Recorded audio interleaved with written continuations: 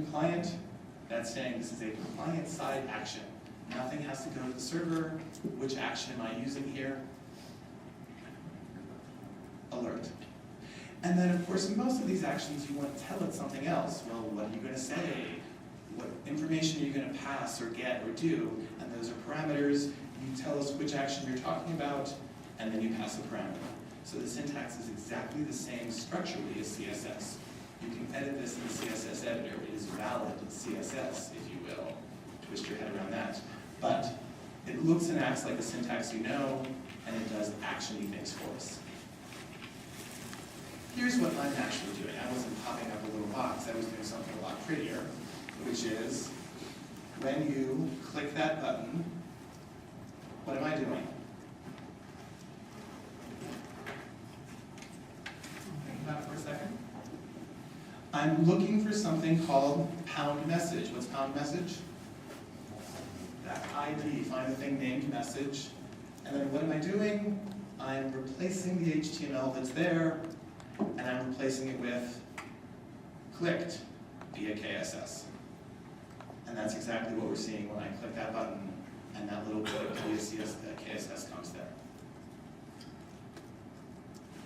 If you've forgotten, that's the little part of my form that I'm actually filling in. There's a paragraph whose name is message, and I'm filling it with clicked via KSS. Questions or problems about that? Okay.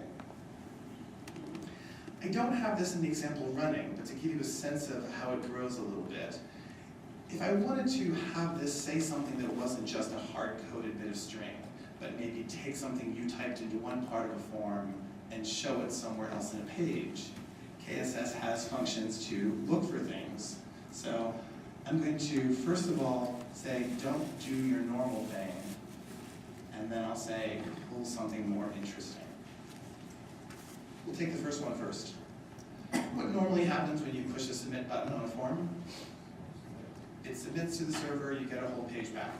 Do I want that to happen now? Of course not. So first thing I do is I add that line that says, don't do what you're normally going to do when you click this button.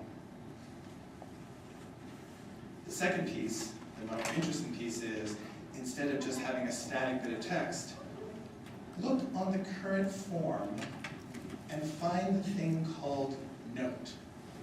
Maybe that's a little text box or something, and that's what I want to push out as my actual message.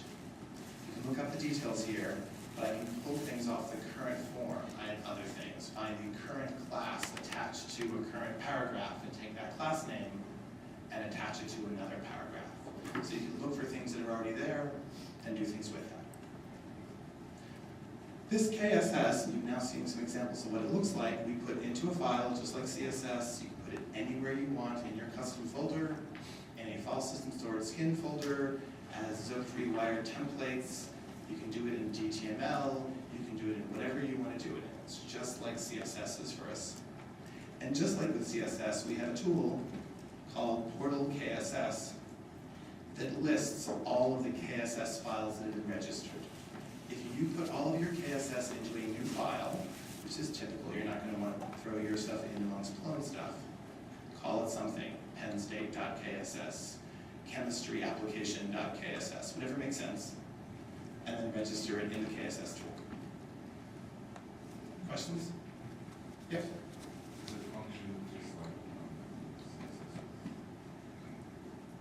It functions just like CSS. Things override things, the files can be merged or cached or such.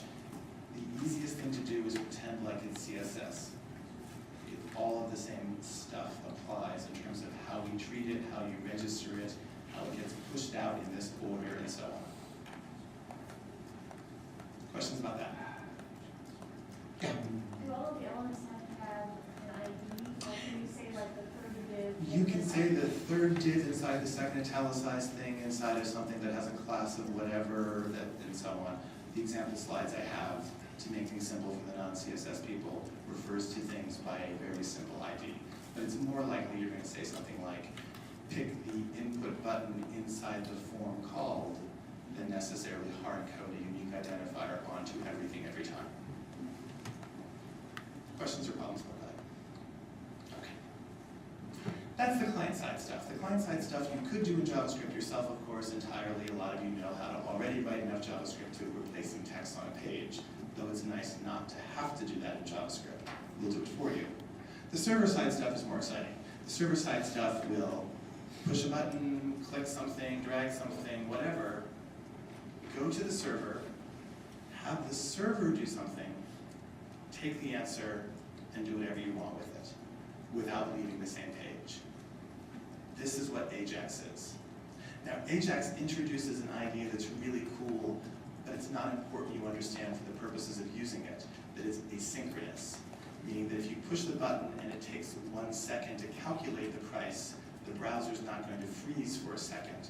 The browser is immediately responsive, and when the server finishes answering that question, it will come and tell you, by the way, I got that price for you now.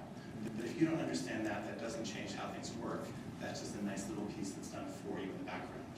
If you use things like Gmail or Google Maps, you can drag the map, and it will sort of work, and things will kind of get filled in without your whole browser just freezing while it redraws the left half of Cleveland.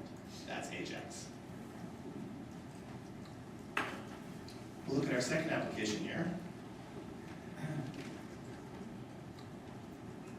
which is a book order form.